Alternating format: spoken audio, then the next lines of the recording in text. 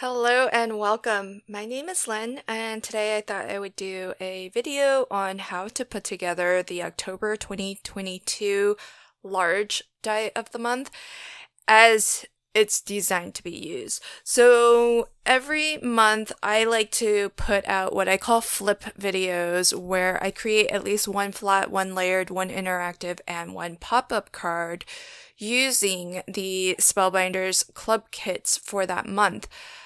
I try to, in that video, give some different ideas for how to use the die sets, and most of the time I don't actually use them the way they are designed to be used.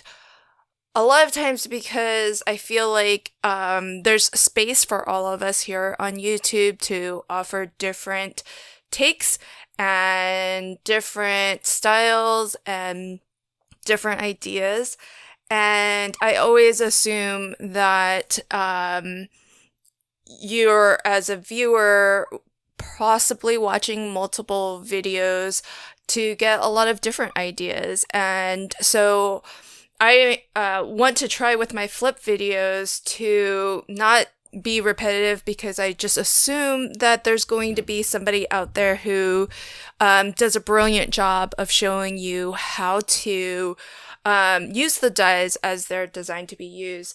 But on the off chance that you're looking to my channel for some of that same sort of basic construction, I think what I'll start doing, if I have the time, what I'll start doing is separate videos where I do show you how to assemble the elements the way that they are designed to be assembled.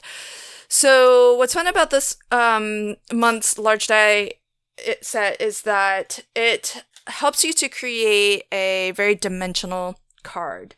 So what may not be entirely obvious, and I don't get the final packaging, so I don't know what sorts of instructions you will get when you receive yours, but you do want to start off with a 5x7 panel.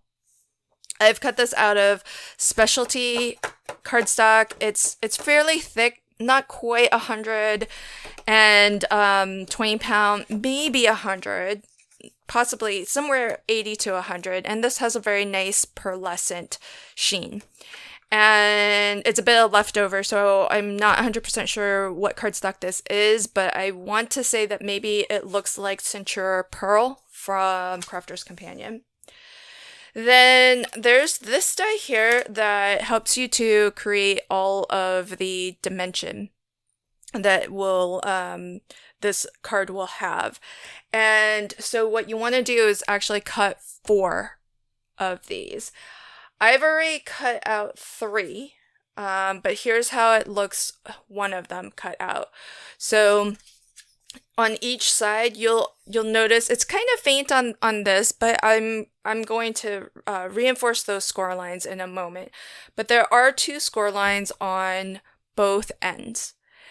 Before I reinforce those score lines, and let me just maybe give a little bit of a pencil mark here just so that you can see it on camera. To the naked eye, it's very visible, so when you do this, you'll be able to see it perfectly. What I want to do is I want to actually use a second die, this one here, to cut out a little bit of a curve. And it's actually pretty fantastic that we get these as separate dies, because they could have built this curve into this die and have it cut the curve out for you. But this is a very general purpose sort of box card element that you can use. And so I do appreciate that these 2 elements are on separate dies, and so if you want to create the card as it's been designed, it is one extra step, but the trade-off of that is to get a little bit of extra versatility. What you want to do is you want to line this up so that the ends of your die line up with the score line. And that's why I've given it a pencil mark, just so that on camera you can see that really super clearly. And you'll just want to just rest the bottom of the metal here right at the top. You can try to butt it up against the top of your cardstock. So just do the best that you can. What this die will do is it's gonna cut out that gentle, a little bit of an arc out of the top of this. So run that through my die cutting machine and show you what you'll have once you run that through. And also you can imagine possibly other uses for this particular die that just cuts out this curve. So you can kind of get creative with this, and that's why I appreciate that it's a separate die. I didn't line it quite up perfectly, and then I just tore it. So what I'll do is just kind of trim that off, just to neaten that little bit up. We don't need this, so I'll set that aside. I am choosing to, this is optional, but I'm choosing to emboss this panel. So what I'm going to do is go ahead and erase my pencil lines. I'm actually going to swap out my platform because I know it's a little bit of an expenditure to get the universal platform set of plates, but I feel like for me it's worth it, even though, and this is surprising for me, I can't believe I'm going to say this, but I feel like this is worth it even though mostly the only thing I use it for is embossing. And you don't need this, especially since I have a large platform machine. So the large 8.5 long embossing folders run through my large platform machine just fine. I feel like this is a great option if you have the small 6-inch Platinum 6 or the Big Shot. I don't know if it works through a Big Shot, but with the Platinum 6, it's great because it's longer than your standard plate. But I feel like I get a perfect emboss every time. Like this, obviously, it's all Spellbinders components, so it's been designed to work beautifully with Spellbinders embossing folders, but it will work with other brand embossing folders too. It just takes all the guesswork out, and I feel like it works a lot better than the original plate combination. But that's just for me, and every machine's a little bit different. So what I'm going to do is we've done a lot to this after the initial cut of the shape. We've run it through to cut it again, so that flattened our embossed lines a little bit. Then I dry embossed the whole panel, so that also sort of flattened out our embossed lines, our score lines, I'm sorry. And so what I want to do is go ahead and just put those score lines back in. They are just barely there so I can see them, but I want to make sure I don't, first off, I get a nice clean straight fold, but also that I don't crack my cardstock. And one thing you might notice, I don't know if you can see it on camera super well, but when this die plate ran through, I could see a little bit of that edge there. So if you can't see your line super well, which even on camera, I think you can see the line, you can try to maybe look for where the metal debussed your cardstock a little bit there too. So I'm just going to line up that original score line with just any score track on my scoring tool here, and then just reinforce so you can see how much more prominent those two score lines are compared to the one on the left here. So I'll do the same on this side. This side, it's easy to tell where the first score line is because it's right at the end of where this miter is, because that's going to be a glue tab. And then if I just tilt it just right, I think you'll be able to see just faintly the original score line. But if you want to measure it, I can give you the measurement. It is roughly, I've lost it again, so let me give myself that original tick mark again. And so it's going to be, let's see, 1/8. So that's going to be 5/8 of an inch away from the score line here. So if you're having a hard time seeing, you know, that where that original score line is, the distance between these two score lines is 5/8 of an inch. So maybe that will help you if it's hard to spot where that line is. Okay, so I've already done that for the other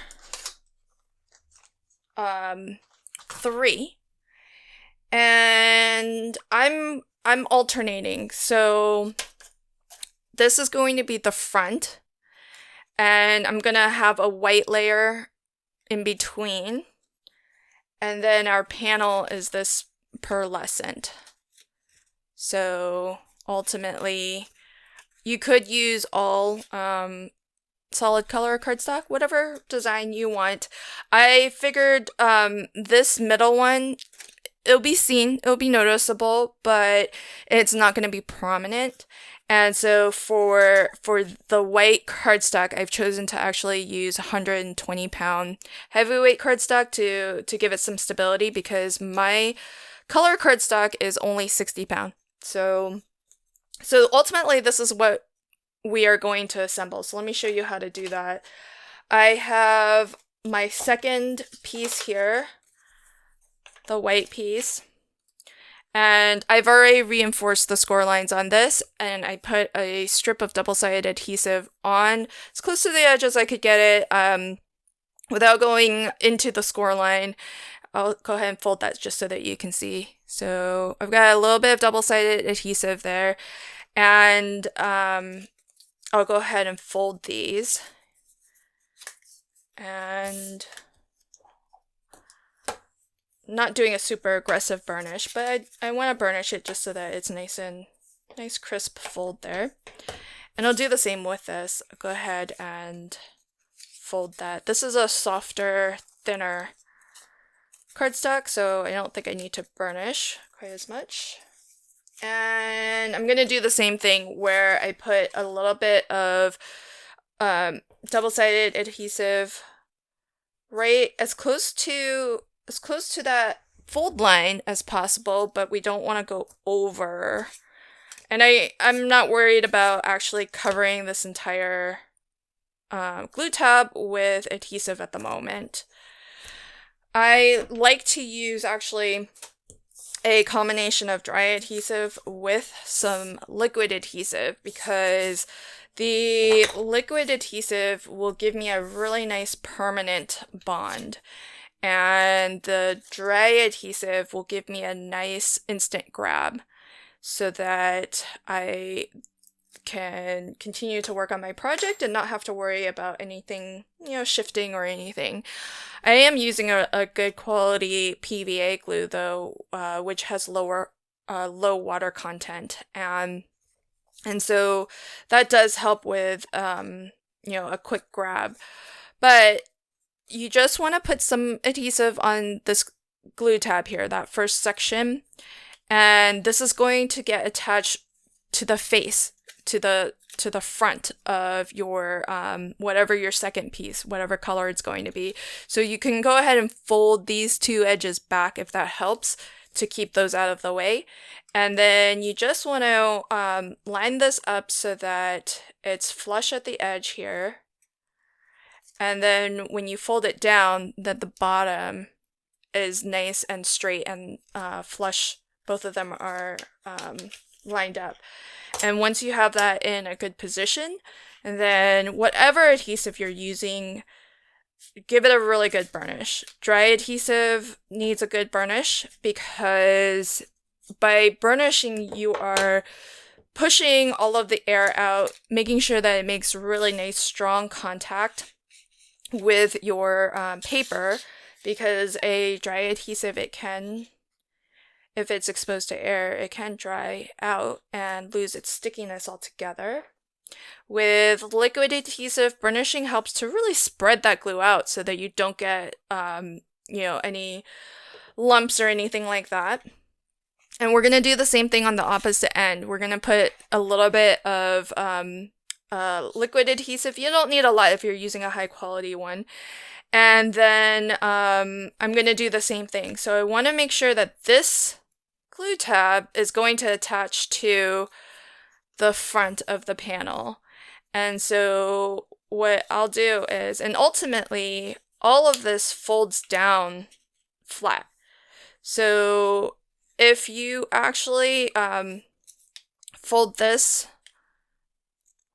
end there and tuck this single tab back, it should line up perfectly. Make sure the bottom edge is lined up.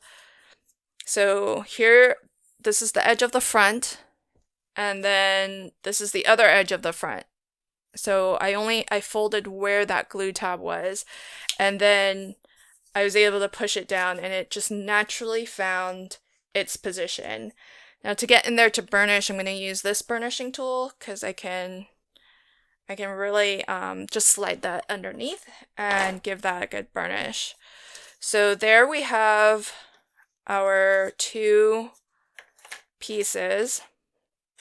And on our card, it's going to be positioned like that. So the next bit of this is that we want to go ahead, let's assemble our ornament. And if you caught my flip video, I used pattern paper for one of my cards as the ornament base, which I think turned out really lovely. But this time I want a really sparkly ornament, so I'm going with some glitter. So I've got 2 shades of glitter here. And so I'll go ahead and I cut this one out twice. This is that really beautiful detailed cut. So from this die, I cut out the base of my ornament. This die is beautiful. You could do some lovely stitching or just some lovely design even without the stitching. But I'm not using that today. I'm using this one, and that gives us those intricate kind of lacy cuts. And for really delicate die cuts like these, I like to just put a little bit of adhesive on my hand and then dab my die cut into it just so that it's going to just pick up. And if it feels like I have too much glue, then I can just keep dabbing that on a different area, and it'll take some glue off of the die cut. So I can pick up and take off adhesive as needed. And this is really, really easy to position, which I appreciate because these little circle designs, they line up perfectly. There's a perfect spot for them. And so I'm gonna burnish that, make sure it's all nice and well adhered, especially on glitter cardstock. I really want to make sure there's good contact there. If you have maybe skin allergies where you can't put adhesive on your skin, an alternative to this would be something like this, which is a quickie glue pen. You could also just scribble some glue on like a silicone mat or a piece of scrap paper, and then do the same thing. Dab into that piece of scrap. That might work too. And I find that if you scribble that adhesive into maybe an adhesive liner sheet that's a bit of scrap, or a silicone mat. Because PVA glue is water-based and those surfaces are not water-soluble, then your adhesive will actually last longer. Because if you scribbled into like a piece of paper, cardstock, eventually that glue, being water-based, is going to actually permeate into the cardstock, and that's what creates that permanent bond. But if you put some glue onto a silicone mat or a glass mat, something that is not porous, then that glue will last a little bit longer. So I did, from the small die of the month club, I have die cut out my sentiment. And so this is going to spell out warm wishes, if I can find the rest of those bits. So it's one die plate that cuts out warm, and when you run it through, it does come out as two different pieces, like you see it here. So our ornament's going to be kind of like that. I want to make sure I try to get if I can, I think I want to get the warm wishes going straight across. But if I need to put this kind of wonky, maybe it just needs to happen that way to fit. I think this is going to be okay like this. So I'll go ahead and get a little bit more glue. And sometimes tweezers can be nice too for delicate die cuts like these. And then you can just go kind of straight to your project and place it. And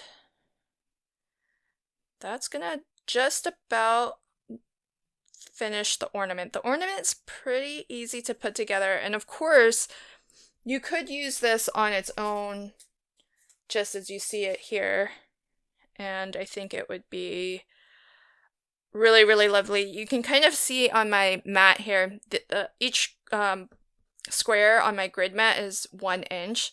So if I never tell you dimensions, this is what I do when I'm watching other videos. I try to count the grid lines. And so hopefully this grid mat makes it easy for you to count grid lines, because it's just 1 inch every block here. And so this will fit. This is less than 4x4. I would say, maybe closer to the circle part is just over 3 inches square, and then you get the top portion of your ornament. So there's that. So I think on a USA 2 size card, which is what I made in my flip video, it's nice and prominent. It's a really nice piece, really good size for a focal image on a USA 2 size card.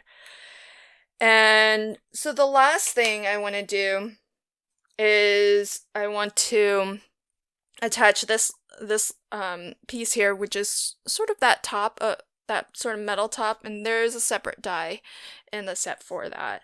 So I can go ahead and set this one in place too. So then we have that. And I'll go ahead and now, start putting the entire card together. Alright, because I want that to have a moment to dry. Okay, so the next step is we want our top and bottom piece. We want our 5x7 panel. I'm using a pearlescent card. I think you definitely want something strong here. So I would aim for a 100-pound cover weight or thicker. And because this is sort of your card base, essentially. Then we have some additional pieces, which maybe I'll explain that after, but there's a separate die. I'll just show it to you and I'll explain how to assemble it in a sec. There's this die, and it's going to cut out this kind of oblong piece with some slits, some half circle slits. So I've cut 2 out of solid color cardstock, 2 out of white. So I have 4 in total. There's this combination of dies, which you can use combined or just this one by itself. Or there's probably maybe other combinations as well. And what that cuts out is something like this. And this is just decorative if you want to just layer something a little bit decorative, a little bit of extra detail onto these pieces. And these pieces will ultimately be support pieces to give the whole card a little bit more stability.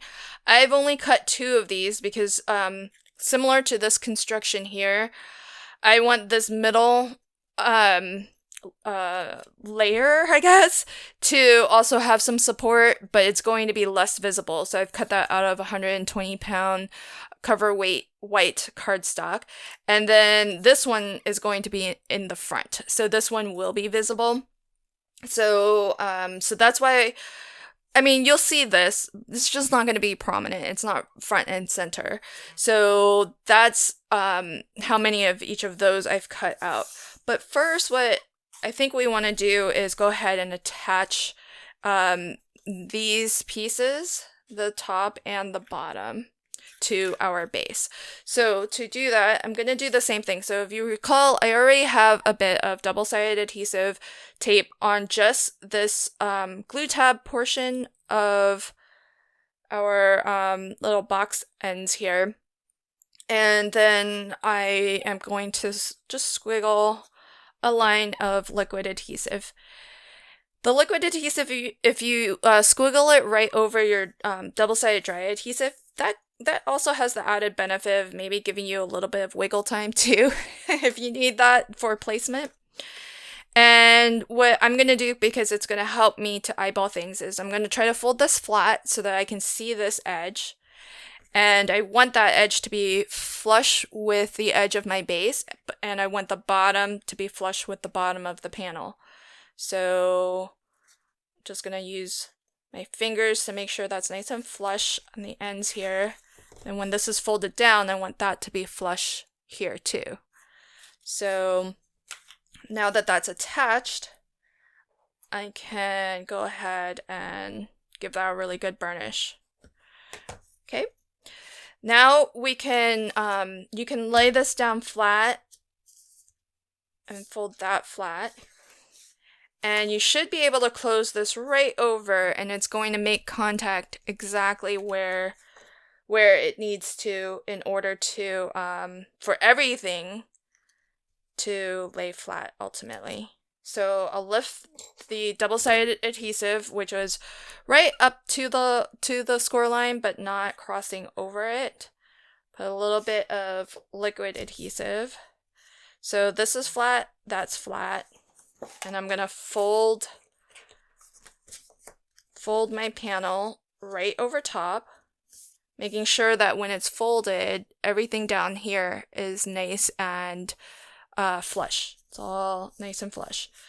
So that makes everything super neat, and then everything folds down nice and flat, and then you can open it up and it's nice and dimensional as well. So I'll do that a second time with the top. So it'll be the exact same thing. I already have my strip of double-sided adhesive here. Squiggle on a little bit of liquid adhesive. Gonna fold this down flat so I can see that edge and I can see the top edge. I want to just match these up so that that's flush there, and then this is nice and flush at the top as well. and give that a good burnish. Remove the double-sided adhesive on this glue tab.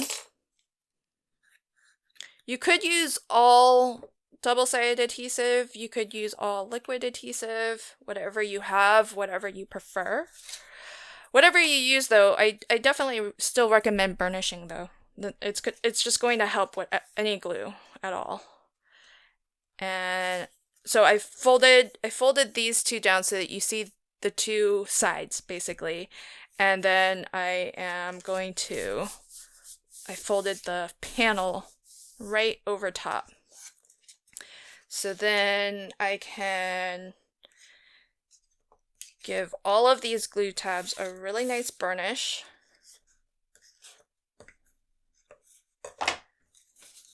And check that out. So it's pretty dimensional. So then we're gonna actually have this ornament hang, and it's going to hang on this middle bridge piece here. So what I've done is I've taken this die and I've cut it twice. Once out of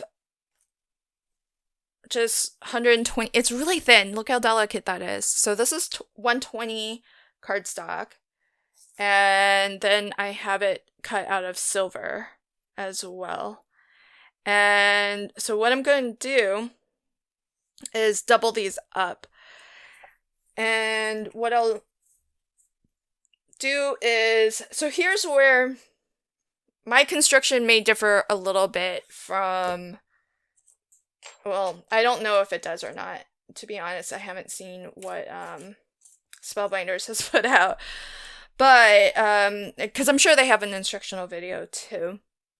But I kind of want my ornament to swing. And you could just use this to attach to your ornament. And this is nice and long, probably longer than it needs to be, because you just want to position where, you know, where it's kind of a little bit centered and where you've got plenty to attach. If you're positioning this to be hanging in a fixed position, I would actually, before gluing this part down, I would maybe glue it to the back here while it's unattached. That way this is, you just have more access to this space. It's still pretty easy to get in there if you need to put some Scotch tape over that to fix it down. But I'm going to do something a little bit different. And what I'll do is I brought out, let's see, I'm going to bring out my punch. And from some of that same 120-pound heavyweight cardstock, I'm going to punch a 3/4 inch circle. It can really be anything you want so long as it's covered in this space here. So maybe you could go up to 1 inch if you needed. And I'm going to create a swinging card, so similar to the dancing series of cards. It's a simple mechanic that really just relies on creating a donut. So I have my circle, but to make a donut, I need to cut a circle out of the center of this. So if you look at the APG Die of the Month from September of 2022, there's all these circles, but there's one all by itself. That's the one we want because it's small and it is an individual circle, so we can place it onto our disc and turn our circle into a donut. So go ahead, and it doesn't have to be exactly centered, just, you know, close enough is good. And then I'm going to run that through. Alright, so then now we've got now we've got a donut that we can essentially hang that donut on a bit of pretty dimensional. I like to use these circle foam dots to hang it on. And then it's just gonna swing. So you just need a circle. If you're using stuff like this, you can see I have like different size circle diameters on this sheet here. So that circle just needs to be, you know, large enough so that it can hang on there and swing. And so what I'll do, now we need to attach our kind of our ornament string to connect our ornament with our circle here. And what I'm thinking I will do is figure out, I'm going to attach the, I'll attach the pretty one first. I'll use this end because there's a nice solid bit of cardstock here. Everything else is pretty delicate, but I'm gonna put glue up about an inch or so, and I'll attach this right to the back here. If you're worried about this being, it's not gonna spin, but if you're worried about this being visible, you could always cut another piece and of the ornament. And then that would really, really secure that down nicely because it's going to be sandwiched in between two pieces. But I am not worried about that being visible. Somebody might peek behind there. Okay, somebody might peek behind there. So let's just talk myself into it. So I'll go ahead and die cut this again. And I'll die cut it out of just some plain white cardstock. It doesn't need to be super thick cardstock, this piece, because I'm basically just using it to tidy up the back of this. And so it doesn't need to be, it's not there for sturdiness per se, just neatness. And so then I can do this, and then I can have like that nice die cut professional edge on both front and back. Yeah, that's nice. I think that's worth doing. If you didn't want to do this, what I was about to do was just put some Scotch tape, some tape right over that. So I think that would have worked just fine too. But once I mentioned the tidiness of this and somebody possibly looking back here, I basically just talked myself into doing this. It's not that much extra work. Okay, so match that up. So once this is on here, give that a good burnish. And I have a bit that's kind of exposed here, and that's because I do want to add my second piece to give this string, bit here a little bit of sturdiness. So I don't want just yet to, I'm gonna put this back where I got it before I lose it. So I don't want to attach it just yet, and the reason is because I want to see how long it needs to go, and for the same reason that I wanted to put the circle end down here because it had some nice solid space to attach, I want the circle end to attach to our donut.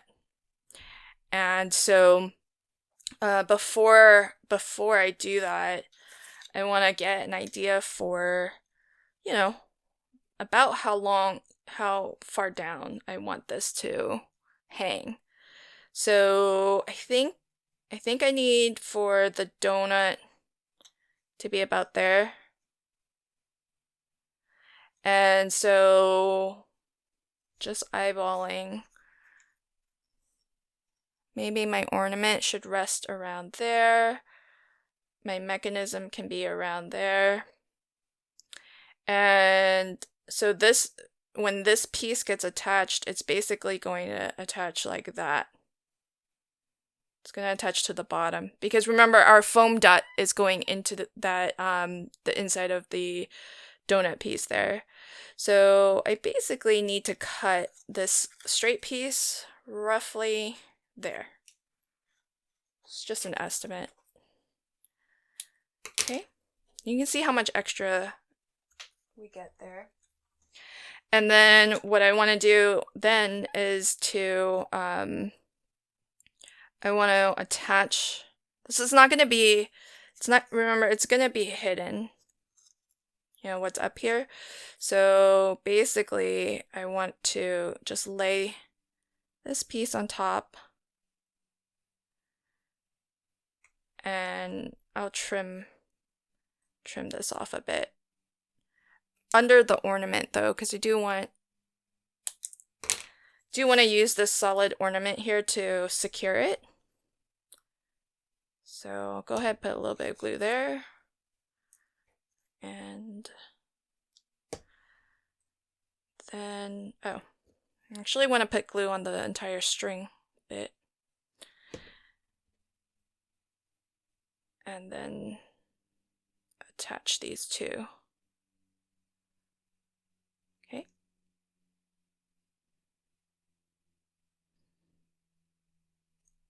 All right.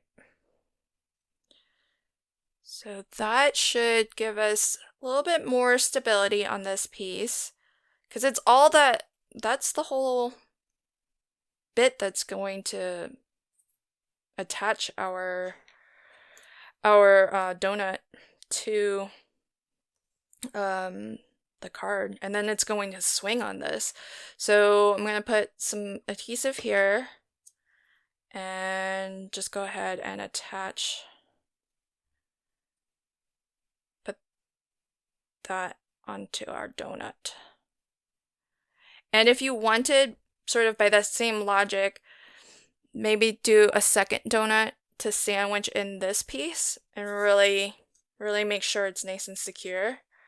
I think that would be a good idea also. I'm gonna give that a little bit of time to dry.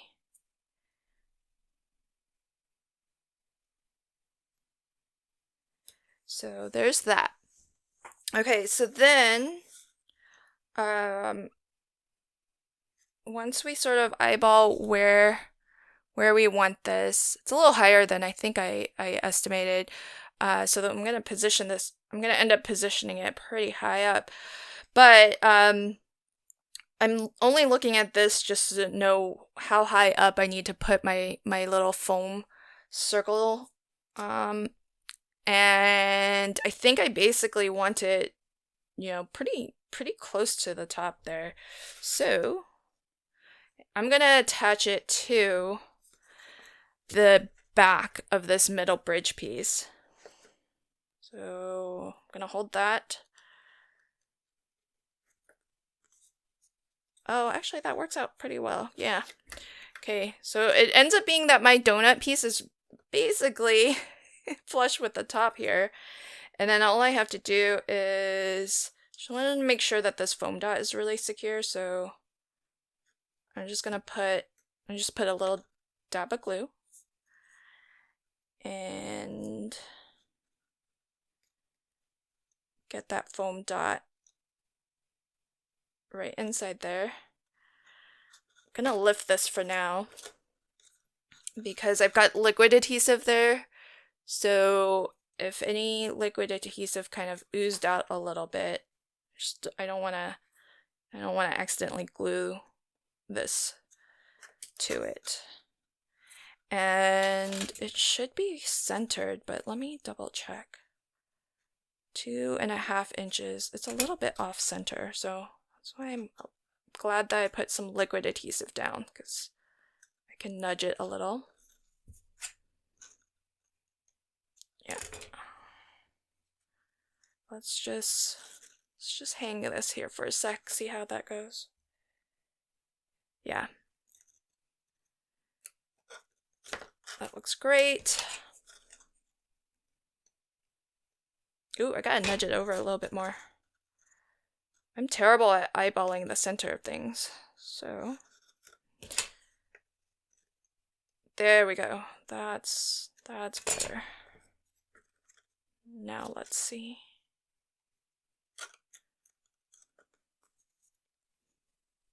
How cool is that? Okay, we're not quite done yet. I want to because I did move that glue dot around a little bit and there was some liquid adhesive just sort of spread out there.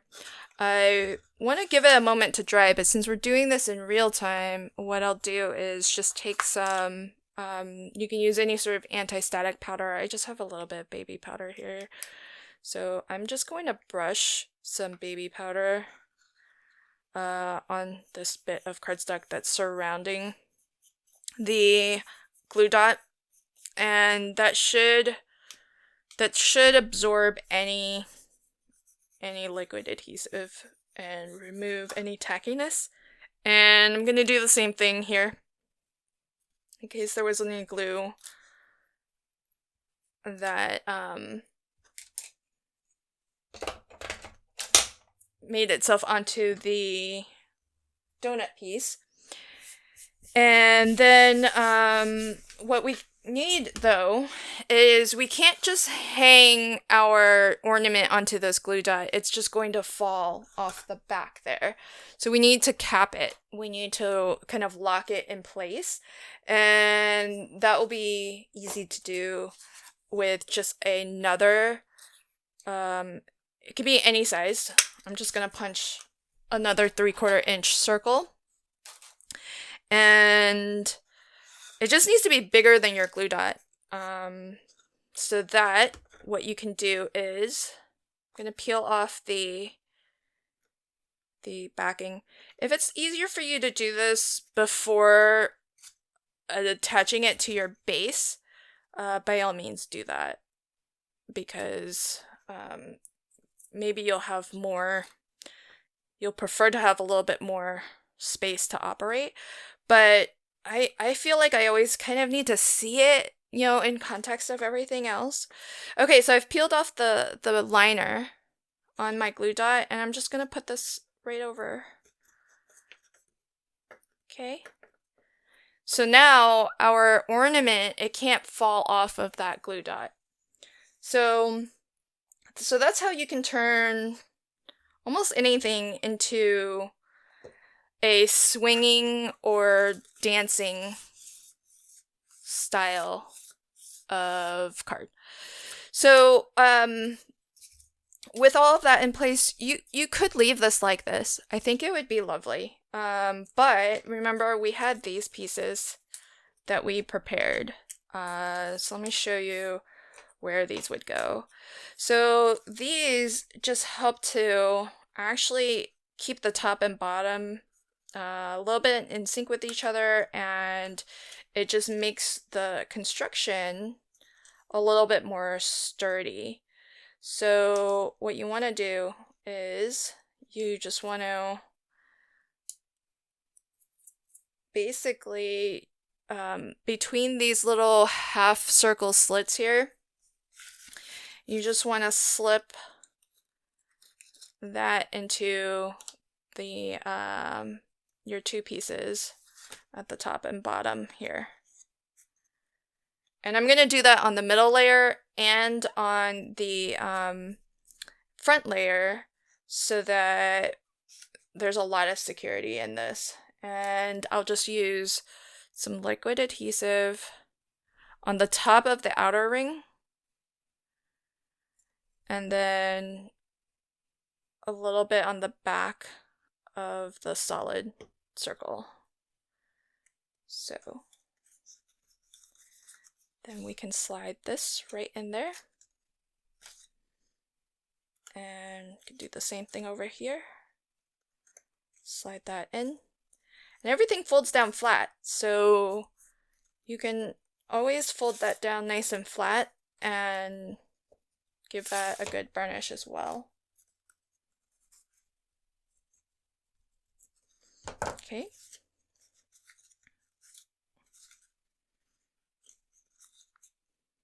So that is on that side. I would definitely, if you're gonna support your middle bridge piece there, I would definitely put that in first and then put the outside one, just as I'm doing it here, so that you have more space to get into that area there. And then you can get this piece in on the opposite side. And this is where a liquid adhesive is great, because it gives you a lot of time to get everything positioned where you want. And also it's just a small area to get adhesive, so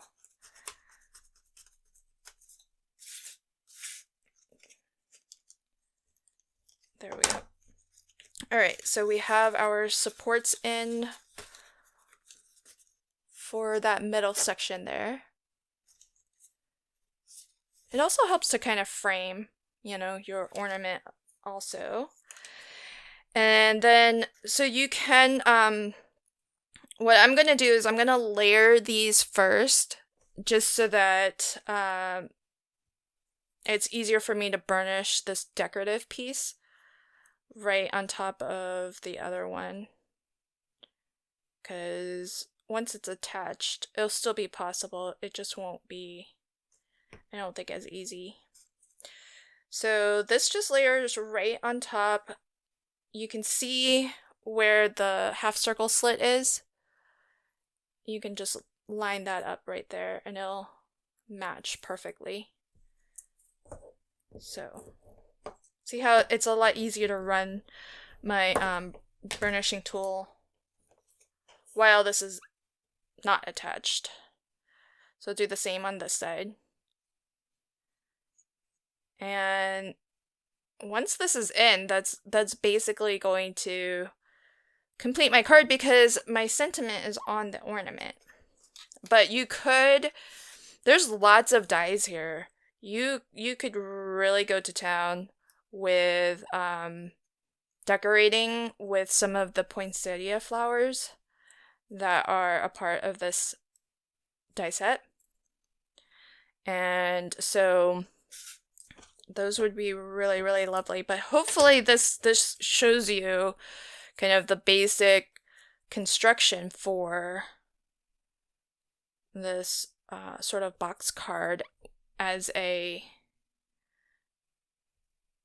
swinging or dancing ornament. So same thing, I've sort of bent back that half circle ring, and that's going to attach to the back. And then I'll attach it at the top and the bottom. And then fold it down flat so that... Now you're going to need a big envelope. Probably a custom size envelope, because this is... we started with a base that's 5 inches wide by 7. However, that 5-inch wide is going to get expanded a little because of the sides of this.